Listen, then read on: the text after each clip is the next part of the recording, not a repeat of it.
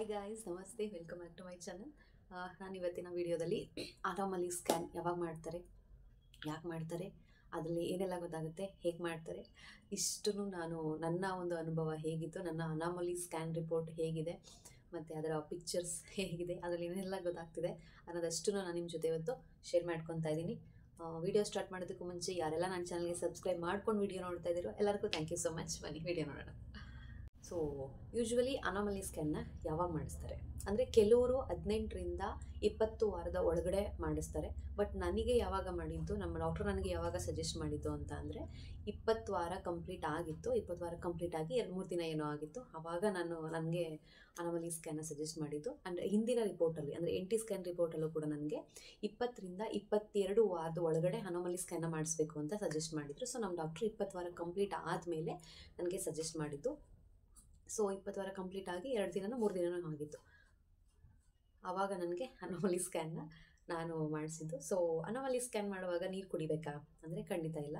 ನಾವು ಫಸ್ಟ್ ಏನು early pregnancy ಸ್ಕ್ಯಾನಿಗೆ ಏನು ಮಾಡಿಸಿರ್ತೀವಿ ಅದಕ್ಕೆ ಮಾತ್ರ ನಾವು ನೀರು ಕುಡಿದು ಹೋಗಬೇಕು. ಅಂದರೆ ನಮ್ಮ ಯೂರಿನ್ ಬ್ಲ್ಯಾಡರ್ ಫುಲ್ ಆಗಿರಬೇಕು.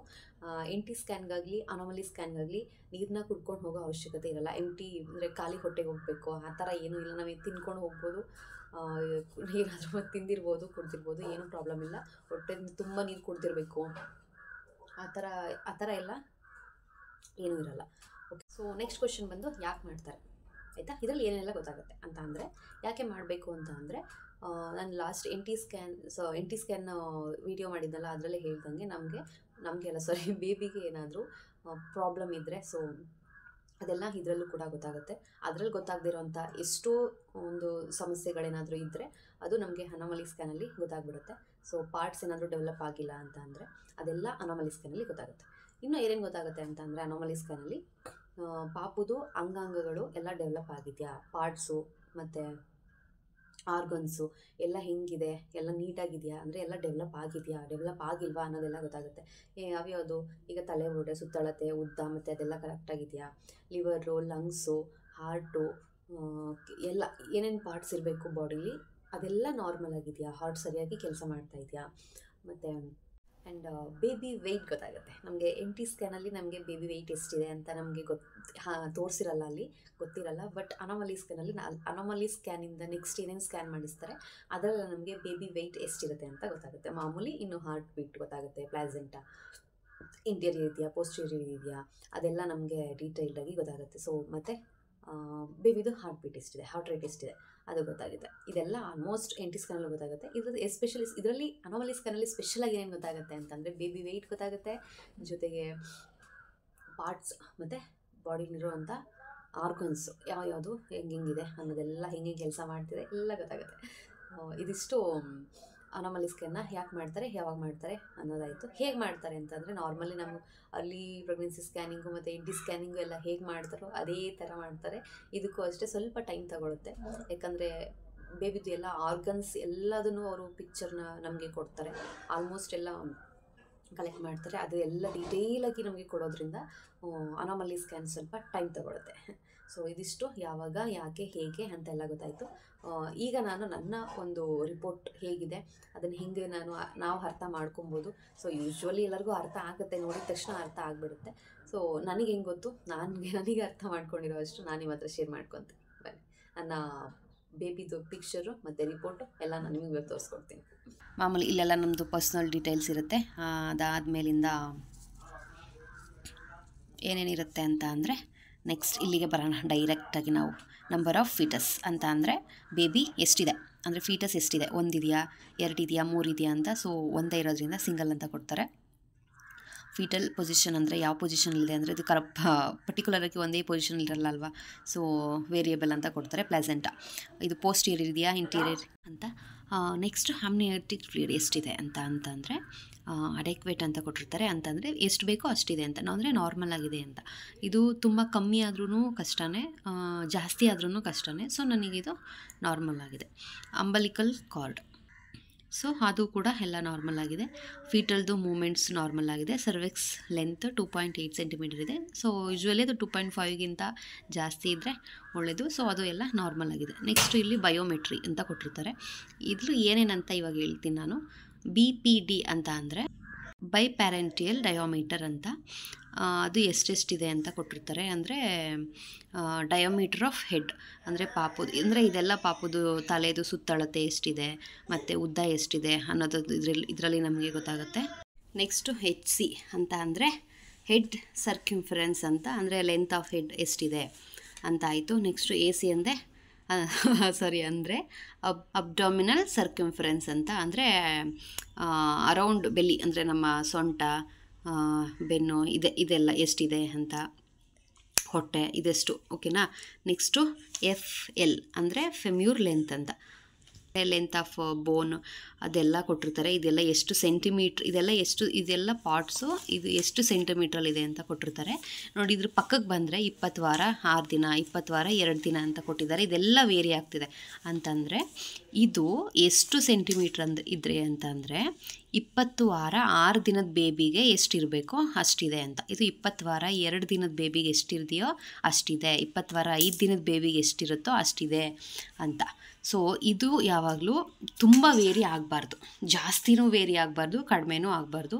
ಅಂದರೆ ಒಂದು ವಾರ ಆಸುಪಾಸಲ್ಲಿದ್ದರೆ ತೊಂದರೆ ಇಲ್ಲ, ಅಂದರೆ ಒಂದು 6 ದಿನ 7 ದಿನದ ಆಸುಪಾಸಲ್ಲಿದ್ದರೆ ಏನು ತೊಂದರೆ ಇಲ್ಲ. ಅದಕ್ಕಿಂತ ಜಾಸ್ತಿ ನಮಗೆ ಹೆಚ್ಚು ಕಡಿಮೆ ಬರಬಾರ್ದು, ಓಕೆನಾ. ಅಂದರೆ ಇವಾಗ ನೋಡಿ, ನನಗಿಲ್ಲಿ ನನ್ನ ಒಂದು ಡೇಟ್ ಪ್ರಕಾರ 22 ವಾರ ಅಲ್ವಾ. ಸೊ ಸ್ಕ್ಯಾನಿಂಗ್ ಡೇಟ್ ಪ್ರಕಾರ 20 ವಾರ 4 ದಿನ. ಸೊ ಅವರು ಆ್ಯಕ್ಚುಲಿ ಇದ್ರ ಡೇಟ್ ಮೇಲೇ ಅವ್ರ ಸ್ಕ್ಯಾನಿಂಗ್ ಅಂದರೆ ಪಾಪುಗೆ ಎಷ್ಟು ಏಜ್ ಆಗಿದೆ ಸ್ಕ್ಯಾನಿಂಗ್ ಪ್ರಕಾರ ಅದ್ರ ಪ್ರಕಾರನೇ ಇಲ್ಲಿ ಕೊಡ್ತಾ ಹೋಗ್ತಾರೆ. ನನಗೆ ಸ್ಕ್ಯಾನಿಂಗ್ ಪ್ರಕಾರ 20 ವಾರ 4 ದಿವಸ ಆಗಿದೆ. ಸೊ ಇದೆಲ್ಲ ನೋಡಿ, ನನಗೆ 20 ವಾರ 4 ದಿನ, 20 ವಾರ 5 ದಿನ, 20 ವಾರ 2 ದಿನ, 20 ವಾರ 6 ದಿನ ತುಂಬ ಏನು ನನಗೆ ವೇರಿ ಬಂದಿಲ್ಲ. ಇದಿಷ್ಟು ಬಂದರೆ ನಾರ್ಮಲ್. ನೆಕ್ಸ್ಟು FHR ಅಂದರೆ ಫೀಟಲ್ ಹಾರ್ಟ್ ರೇಟ್ ಎಷ್ಟಿದೆ ಅಂದರೆ 146 BPM ಇದೆ. EFW ಅಂತ ಅಂದರೆ ಎಸ್ಟಿಮೇಟೆಡ್ ಫೀಟಲ್ ವೆಯ್ಟ್ ಅಂತ, 367 ಗ್ರಾಮ್ ± 54 ಗ್ರಾಮ್ ಅಂತ ಕೊಟ್ಟಿದ್ದಾರೆ. ಸೊ ಇನ್ನೂ ಬೇಬಿ ಅರ್ಧ kg ಕೂಡ ಇಲ್ಲ, ಓಕೆನಾ. 367 ಗ್ರಾಮ್ ಇದೆ. ನೆಕ್ಸ್ಟು ಇಲ್ಲಿಂದ ಬಂದರೆ ಹೆಡ್ ಆಯಿತಾ, ತಲೆ. ಇದರಲ್ಲಿ ಡೀಟೇಲಾಗಿ ಏನೇನೇನೋ ಕೊಟ್ಟಿದ್ದಾರೆ ಇದೆಲ್ಲ. ಸೊ ಮಿಡ್ಲೈನು ಫಾಕ್ಸ್ ಇದೆಲ್ಲ ನಾರ್ಮಲ್ ಇದೆ, ಇದೆಲ್ಲ ಏನೇನಿದೆ ಅದೆಲ್ಲ ನಾರ್ಮಲ್ ಇದೆ ಅಂತ. ಬೀಳ್ತೀಯ ಪಾಪು. ಸೊ ತಲೆ ಭಾಗದಲ್ಲಿ ಏನೇನೆಲ್ಲ ಇರಬೇಕೋ ಅದೆಲ್ಲ ಕರೆಕ್ಟಾಗಿದೆ, ನಾರ್ಮಲ್ ಆಗಿದೆ ಅಂತ ಅರ್ಥ. ನೆಕ್ಸ್ಟು ಸ್ಪೈನಲ್, ನಮಗೆ ಸ್ಪೈನಲ್ ಕಾರ್ಡ್ ಏನಿದೆ ಸೊ ಪಾಪುದು ಅದು ಕೂಡ ನಾರ್ಮಲ್ ಇದೆ. ನೆಕ್ಸ್ಟು ಫೇಸಲ್ಲಿ ಬೋತ್ ಆರ್ಬಿಟ್ಸ್, ಕಣ್ಗಳಾಗಿರ್ಬೋದು, ಮೂಗು, ಪಾಪು ಕಿತ್ಕೊತ ಇದ್ದಾನೆ, ಮೂಗು ಮತ್ತು ತುಟಿ ಅದೆಲ್ಲ ಕೂಡ ನಾರ್ಮಲ್ ಆಗಿದೆ. ಇದರಲ್ಲೇನೂ ಪ್ರಾಬ್ಲಮ್ ಇಲ್ಲ ಅಂತ. ಕೆಲವು ಮಕ್ಕಳಿಗೆ ತುಟಿ ಸ್ವಲ್ಪ ಉರ್ಕೊಂಡಿರುತ್ತೆ, ಸೀಳ್ ತುಟಿ ಇರುತ್ತೆ, ಅದೆಲ್ಲ ನಮಗೆ ಇದರಲ್ಲಿ ಗೊತ್ತಾಗುತ್ತೆ. ಸೊ ತುಟಿ, ಕಣ್ಣು, ಮೂಗು ಎಲ್ಲ ಕೂಡ ಇದರಲ್ಲಿ ನಾರ್ಮಲ್ ಇದೆ ಅಂತ ಬಂದಿದೆ. ನೆಕ್ಸ್ಟ್ ಥ್ರಾಕ್ಸ್ ಅಂತ, ಇದು ಅಂದರೆ ಎದೆಗೂಡು ಅಂತ.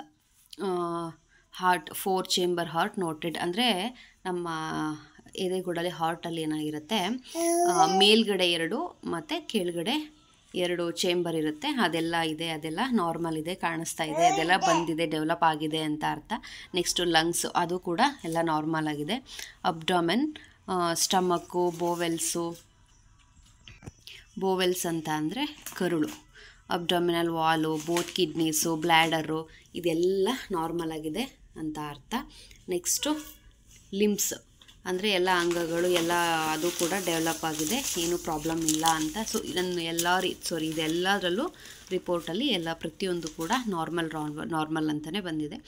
ಏನಾದರೂ ಸ್ವಲ್ಪ ಪ್ರಾಬ್ಲಮ್ ಇದ್ದಿದ್ದರೆ ಏನು ಮಾಡ್ತಾರೆ, ಸ್ವಲ್ಪ ಬೋಲ್ಡ್ ಲೆಟರಲ್ಲಿ ಕೊಟ್ಟಿರ್ತಾರೆ. ಇದೆಲ್ಲ ನಾರ್ಮಲ್ ಲೆಟರಲ್ಲಿದೆ. ಆ ಥರ ಏನಾದರೂ ಪ್ರಾಬ್ಲಮ್ ಇದ್ದಿದ್ದರೆ ಬೋಲ್ಡ್ ಲೆಟರಲ್ಲಿ ಕೊಟ್ಟಿರ್ತಿದ್ರು. ನೋಡಿ, ಇದು ಬೋಲ್ಡ್ ಲೆಟರ್ ಅಂದರೆ ಇದು ಪ್ರಾಬ್ಲಮ್ ಅಂತಲ್ಲ, ಸೊ ಇದು ಕಾಣಿಸ್ಲಿ ಅಂತ ಈ ಥರ ಮಾಡಿದ್ದಾರೆ. ಈ ಥರ ಒಂದು ಬೋಲ್ಡ್ ಲೆಟರಲ್ಲಿ ಇಲ್ಲೆಲ್ಲಾದರೂ ಕೊಟ್ಟಿರ್ತಿದ್ರು ಏನಾದರೂ ಪ್ರಾಬ್ಲಮ್ ಇದ್ದರೆ. ಸೊ ಏನೂ ಪ್ರಾಬ್ಲಮ್ ಇಲ್ಲದೆ ಇರೋದ್ರಿಂದ ಅದನ್ನು ನಾರ್ಮಲಾಗಿ ಕೊಟ್ಟಿದ್ದಾರೆ. ಸೊ ಇದಿಷ್ಟು ನನ್ನ ಒಂದು ಅನಾಮಲಿ ಸ್ಕ್ಯಾನ್ ರಿಪೋರ್ಟು.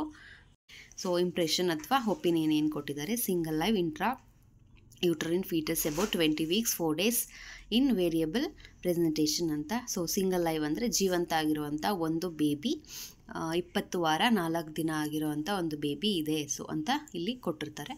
ಇದಿಷ್ಟು ನನ್ನ ಒಂದು ಅನಾಮಲಿ ಸ್ಕ್ಯಾನ್ ರಿಪೋರ್ಟ್. ನೆಕ್ಸ್ಟು ನಾನು ಪಾಪುದು ಪಿಕ್ಚರ್ ತೋರಿಸ್ತೀನಿ ಬನ್ನಿ. ನಾನೇನು ಮಾಡಿದ್ದೆ ಅಂತಂದರೆ ಈ ಸ್ಕ್ಯಾನಿಂಗಲ್ಲಿ ಲಾಸ್ಟು NT ಸ್ಕ್ಯಾನ್ ಮಾಡಿಸಿದ್ನಲ್ಲ, ಆವಾಗ ಅವರು ಸ್ಕ್ಯಾನಿಂಗ್ ಮಾಡೋರು ನಿಮ್ಮ ಹಸ್ಬೆಂಡ್ ಬಂದಿಲ್ವಾ ಅಂತ ಕೇಳ್ತಿದ್ರು. ಸೊ ಮಣಿ ಬಂದಿರಲಿಲ್ಲ ಆವಾಗ. ಅದಕ್ಕೆ ನಾನೇನು ಮಾಡಿದೆ, ಈ ಅನಾಮಲಿ ಸ್ಕ್ಯಾನಿಂಗ್ ಹೋಗುವಾಗ ಮಣಿನ ಕರ್ಕೊಂಡೋದೆ. ಬಾ ಮಣಿ, ಎಲ್ಲ ಜೊತೆಗೆ ಬಂದಿರ್ತಾರೆ, ನಾನು ಮಾತ್ರ ಒಬ್ಬೊಬ್ಬಳೇ ಹೋಗ್ತೀನಿ. ಒಬ್ಬೊಬ್ಬರ ಜೊತೆ ಇಬ್ಬಿಬ್ರು 3 ಜನ ಬಂದಿರ್ತಾರೆ, ನಂಗೆ ಮಾತ್ರ ಯಾರೂ ಇರಲ್ಲ. ಸೊ ಲಾಸ್ಟ್ ಟೈಮ್ ಕೇಳ್ತಿದ್ರು ಗೊತ್ತಾ, ನಿನಗೆ ತೋರಿಸ್ತಾರೆ ಅನಿಸುತ್ತೆ, ಬೇಬಿದು ಮೂಮೆಂಟ್ಸ್ ಎಲ್ಲ ತೋರಿಸ್ತಾರೆ, ಬಾ ನೋಡ್ಬೋದು ಅಂತ ಹೇಳಿಬಿಟ್ಟು ಕರ್ಕೊಂಡು ಹೋಗಿದ್ದೆ. ಅವನು ಕಾಲೇಜಲ್ಲಿ ಪರ್ಮಿಷನ್ ತೊಗೊಂಡು ಬಂದಿದ್ದ. ಏನು ಸೊ ಅವನು ಬಂದ. ಆಮೇಲೆ ಸ್ಕ್ಯಾನ್ ಮಾಡಿಸಿದ್ರು. ನಾನು ಇವಾಗ ಕರೀತಾರೆ ಅಂತ ಅಂದ್ಕೊಂಡು ವೆಯ್ಟ್ ಮಾಡ್ತಾಯಿದ್ದೆ. ಅವ್ರ ಮಣಿನ ಕರೀಲೇ ಇಲ್ಲ, ಸ್ಕ್ಯಾನಿಂಗ್ ಮುಗ್ದೇ ಹೋಯ್ತು.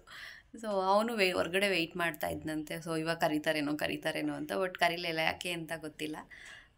ನಾನು ಕೇಳಕ್ಕೆ ಹೋಗಲಿಲ್ಲ. ಸೊ ಹೋಗಲಿ ಬಿಡು ಅಂತ ಅಂದ್ಕೊಂಡು ಸುಮ್ಮನೆ ಆಗೋದೆ. ಆ್ಯಂಡ್ ಡಾಕ್ಟ್ರನ್ನ ಕನ್ಸಲ್ಟ್ ಮಾಡೋಕ್ಕೆ ಹೋದಾಗಲೂ ಅಷ್ಟೇ, ನಾನು ಬಾ ಅಂದರೆ ಬರ್ತಾನೆ ಇರಲಿಲ್ಲ ಒಳಗಡೆ.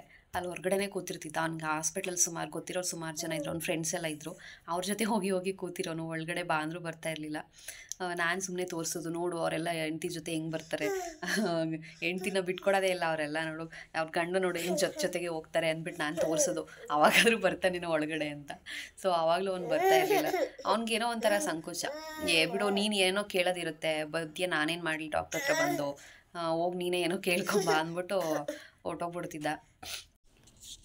ನೋಡಿ, ಮೋಸ್ಟ್ಲಿ ಇದು ಮೇಲ್ಗಡೆಯಿಂದ ಸ್ಕ್ಯಾನ್ ಮಾಡಿರೋದು. ಇದೆರಡು ಕಣ್ಣು, ಗುಡ್ಡೆ, ಬಾಯಿ, ಮೂಗು ನಿಧಾನಕ್ಕೆ ಕ್ಲಿಯರಾಗಿ ನೋಡಿದ್ರೆ ಗೊತ್ತಾಗುತ್ತೆ. ಇದು ಸೈಡಿಂದ ಮಾಡಿರೋವಂಥದ್ದು. ಬೀಳ್ತೀಯಪ್ಪ.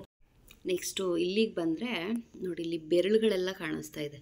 ಇದು ಮೋಸ್ಟ್ಲಿ ಕೈ ಬೆರಳು ಅಂತ ಅನಿಸುತ್ತೆ. ಇದು ಕೈ ನೋಡಿಲ್ಲಿ, ಇದು ಕೈ ನೋಡಿ, ಇಲ್ಲಿ ಬೆರಳುಗಳೆಲ್ಲ ಕಾಣಿಸ್ತಾ ಇದೆ.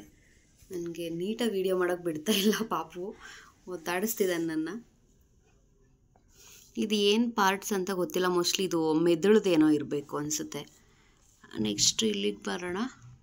ಇದು ಕೂಡ ನನಗೆ ಕ್ಲಿಯರಾಗಿ ಗೊತ್ತಾಗ್ತಿಲ್ಲ. ನೋಡಿ, ಇದೆಲ್ಲ ನೋಡಿ, ಇದು ಕೈ, ಇದು ಮುಖದ ಮೇಲೆ ಅಂದರೆ ಬಾಯಿ ಮೇಲೆ ಕೈ ಇಟ್ಕೊಂಡಿದ್ದಾನೆ. ಇದು ತಲೆ. ವಿಡಿಯೋ ಎಲ್ಲರಿಗೂ ಯೂಸ್ಫುಲ್ ಆಯಿತು ಅಂತ ಅಂದ್ಕೊತೀನಿ. ವಿಡಿಯೋ ಇಷ್ಟ ಆದರೆ ಲೈಕ್, ಶೇರ್ ಆ್ಯಂಡ್ ಕಮೆಂಟ್ ಮಾಡಿ. ಸೊ ಯಾರೆಲ್ಲ ನನ್ನ ಚಾನಲ್ಗೆ ಸಬ್ಸ್ಕ್ರೈಬ್ ಮಾಡ್ಕೊಂಡಿಲ್ಲ, ಸಬ್ಸ್ಕ್ರೈಬ್ ಮಾಡ್ಕೊಂಡು ವಿಡಿಯೋ ನೋಡಿ. Thanks for watching.